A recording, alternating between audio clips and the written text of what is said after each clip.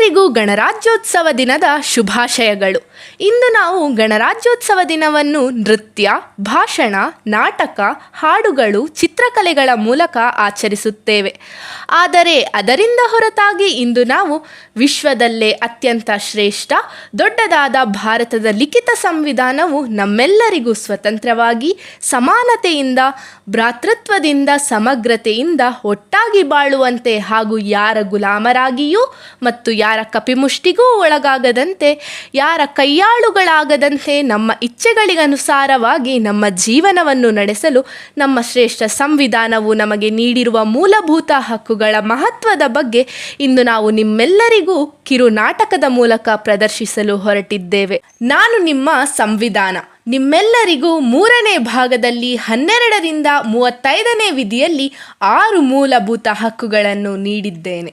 ನಿಮ್ಮ ಹಕ್ಕುಗಳ ಮಹತ್ವವನ್ನು ನಿಮ್ಮ ಹಕ್ಕುಗಳಿಂದಲೇ ತಿಳಿದುಕೊಳ್ಳೋಣ ಬನ್ನಿ.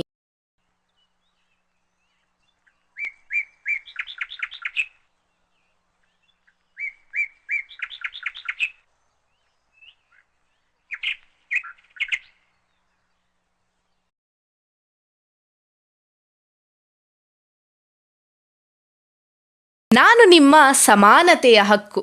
ನಮ್ಮ ಸಂವಿಧಾನವು 14ರಿಂದ 18ನೇ ವಿಧಿಯಲ್ಲಿ ನಿಮ್ಮನ್ನು ರಕ್ಷಿಸಲು ನನಗೆ ಅವಕಾಶ ನೀಡಿದೆ. ನೀವು ಎಲ್ಲರೂ ಕಾನೂನಿನ ಮುಂದೆ ಸಮಾನರು. ಕಾನೂನಿಗಿಂತ ಯಾರೂ ಶ್ರೇಷ್ಠರಲ್ಲ. ಜಾತಿ, ಧರ್ಮ, ಲಿಂಗ, ಜನ್ಮಸ್ಥಳಗಳ ಆಧಾರದ ಮೇಲೆ ಭೇದ ಭಾವ ಮಾಡಬಾರದು. ಹಾಗೆಯೇ ಯಾವುದೇ ಸಾರ್ವಜನಿಕ ಸ್ಥಳಗಳಿಗೆ ಯಾರಿಗೂ ಪ್ರವೇಶ ನಿರಾಕರಿಸಬಾರದು. ಪ್ರತಿಯೊಬ್ಬರಿಗೂ ಸಮಾನ ಅವಕಾಶ ನೀಡಲಾಗಿದೆ ಮತ್ತು ಯಾವುದೇ ಕಾರಣಕ್ಕೂ ಅಸ್ಪೃಶ್ಯತೆಯನ್ನು ಆಚರಿಸಬಾರದು. ನಾನು ನಿಮ್ಮ ಹಕ್ಕು, ನಿಮಗಾಗಿ ನೀಡಿರುವ ಹಕ್ಕು. ಎಲ್ಲರೂ ಸಮಾನರಾಗಿ ಒಗ್ಗಟ್ಟಿನಿಂದ ಬಾಳಬೇಕೆಂಬುದೇ ನನ್ನ ಆಸೆ. Liberty, equality, dignity, your fundamental legacy.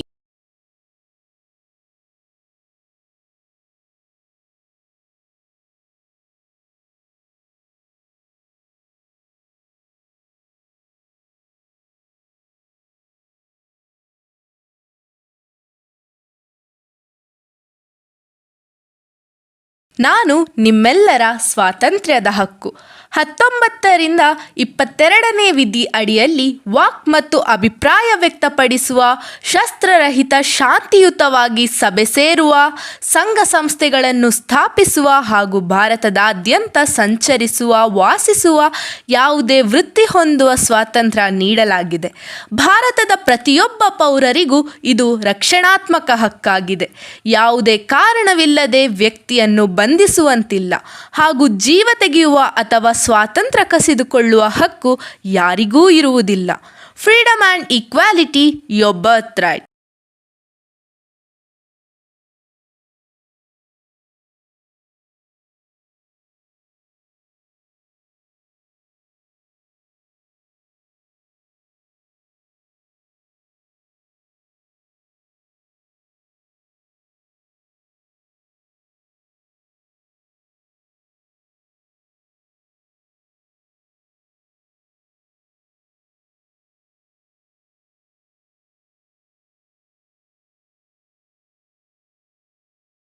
ನಾನು ನಿಮ್ಮ ಶೋಷಣೆಯ ವಿರುದ್ಧದ ಹಕ್ಕು.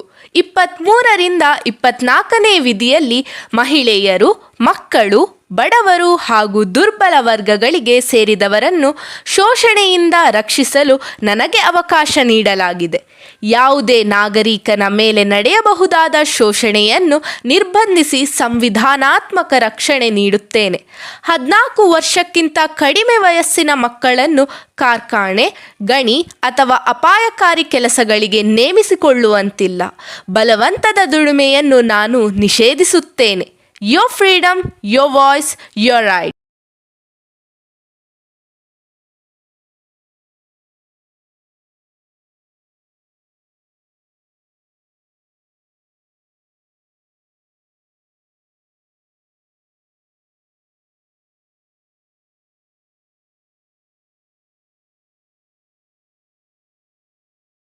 ನಾನು ನಿಮ್ಮೆಲ್ಲರ ಧಾರ್ಮಿಕ ಸ್ವಾತಂತ್ರ್ಯದ ಹಕ್ಕು 25ರಿಂದ 28ನೇ ವಿಧಿಯಡಿಯಲ್ಲಿ ಭಾರತದ ಪ್ರತಿಯೊಬ್ಬ ಪೌರನು ತಮ್ಮ ಆತ್ಮಸಾಕ್ಷಿಗೆ ಅನುಗುಣವಾಗಿ ಯಾವುದೇ ಧರ್ಮವನ್ನು ಸ್ವೀಕರಿಸುವ, ಪಾಲಿಸುವ, ಪ್ರಚಾರ ಮಾಡುವ ಸ್ವಾತಂತ್ರ್ಯವನ್ನು ಪಡೆದಿದ್ದಾನೆ. ಧಾರ್ಮಿಕ ಸ್ಥಳಗಳನ್ನು ರಾಜಕೀಯ ಚಟುವಟಿಕೆಗಳಿಗೆ ಬಳಸಿಕೊಳ್ಳುವಂತಿಲ್ಲ ಹಾಗೂ ಧರ್ಮವನ್ನು ಪ್ರೋತ್ಸಾಹಿಸಲು ತೆರಿಗೆ ಕೊಡಬೇಕೆಂದು ಯಾರಿಗೂ ಒತ್ತಾಯಿಸುವಂತಿಲ್ಲ. Rights are the roots of your democracy.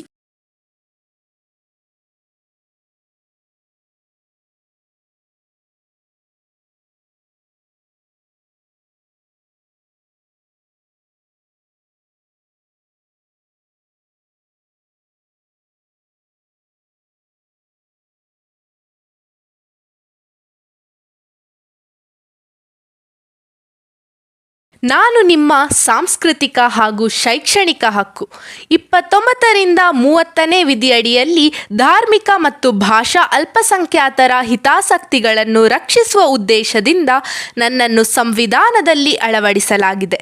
ರಾಜ್ಯದ ನಿರ್ವಹಣೆ ಅಥವಾ ರಾಜ್ಯದ ಅನುದಾನಕ್ಕೆ ಒಳಪಟ್ಟ ಯಾವುದೇ ಶೈಕ್ಷಣಿಕ ಸಂಸ್ಥೆಯಲ್ಲಿ ಧರ್ಮ, ಜನಾಂಗ, ಜಾತಿ ಅಥವಾ ಭಾಷೆಗಳ ಆಧಾರದ ಮೇಲೆ ಯಾವ ಪೌರರಿಗೂ ಪ್ರವೇಶಾವಕಾಶವನ್ನು ನಿರಾಕರಿಸುವಂತಿಲ್ಲ. Fundamental rights, the heartbeat of humanity.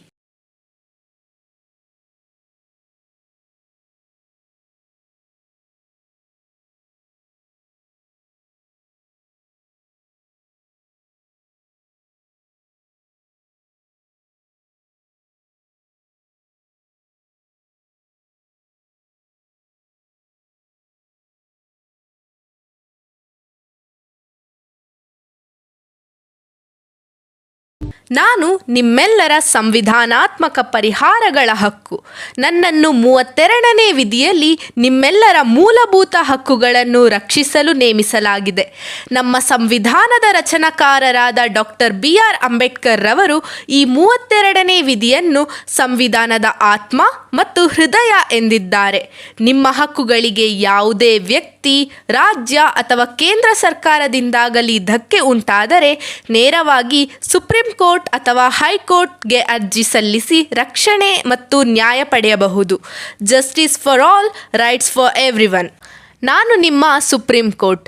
ಯಾವುದೇ ಸರ್ಕಾರ ಅಥವಾ ಸಂಸ್ಥೆಗಳಿಂದ ನಿಮ್ಮ ಮೂಲಭೂತ ಹಕ್ಕುಗಳಿಗೆ ಧಕ್ಕೆ ಉಂಟಾದರೆ ಅವುಗಳ ರಕ್ಷಣೆಗಾಗಿ ನೀವು ನೇರವಾಗಿ ಸುಪ್ರೀಂ ಕೋರ್ಟ್ ಅಥವಾ ಹೈಕೋರ್ಟ್ನ ಮೊರೆ ಹೋಗಬಹುದು. ನಮ್ಮ ಸಂವಿಧಾನವು ನಿಮ್ಮ ಮೂಲಭೂತ ಹಕ್ಕುಗಳ ರಕ್ಷಣೆಯ ಜವಾಬ್ದಾರಿಯನ್ನು ನನಗೆ ನೀಡಿದೆ. ಆದ್ದರಿಂದಲೇ ನನ್ನನ್ನು ನಿಮ್ಮ ಮೂಲಭೂತ ಹಕ್ಕುಗಳ ರಕ್ಷಕ ಎಂದು ಕರೆಯುತ್ತಾರೆ. ನಿಮ್ಮ ಹಕ್ಕುಗಳ ರಕ್ಷಣೆಗಾಗಿ ರಿಟ್ಗಳನ್ನು ಹೊರಡಿಸುವ ಅವಕಾಶವು ನನಗೆ ನೀಡಿದೆ. Justice begins where rights are respected. ನಾನು ನಿಮ್ಮ ಸಂವಿಧಾನ. ನಾನು ನೀಡಿರುವ ಮೂಲಭೂತ ಹಕ್ಕುಗಳು ನಮ್ಮ ದೇಶದ ಪ್ರಜಾಪ್ರಭುತ್ವದ ದೀಪಸ್ತಂಭಗಳಂತೆ. ಎಲ್ಲರೂ ಸಮಾನರು ಎಂಬ ಸಂದೇಶವನ್ನು ನಿಮ್ಮ ಹಕ್ಕುಗಳು ಸಾರುತ್ತವೆ. ಅಕ್ರಮ, ಶೋಷಣೆ ಮತ್ತು ಅನ್ಯಾಯವನ್ನು ತಡೆಯುವಲ್ಲಿ ನಾವು ಪ್ರತಿಯೊಬ್ಬರೂ ಜಾಗೃತರಾಗಿರಬೇಕು. ಈ ಹಕ್ಕುಗಳನ್ನು ಗೌರವಿಸುವುದು ಮತ್ತು ರಕ್ಷಿಸುವುದು ನಿಮ್ಮ ಕರ್ತವ್ಯ. ಅಂತಹ ಭಾರತದ ನಿರ್ಮಾಣಕ್ಕೆ ನಾವೆಲ್ಲ ಸೇರಿ ಬೆಂಬಲಿಸೋಣ.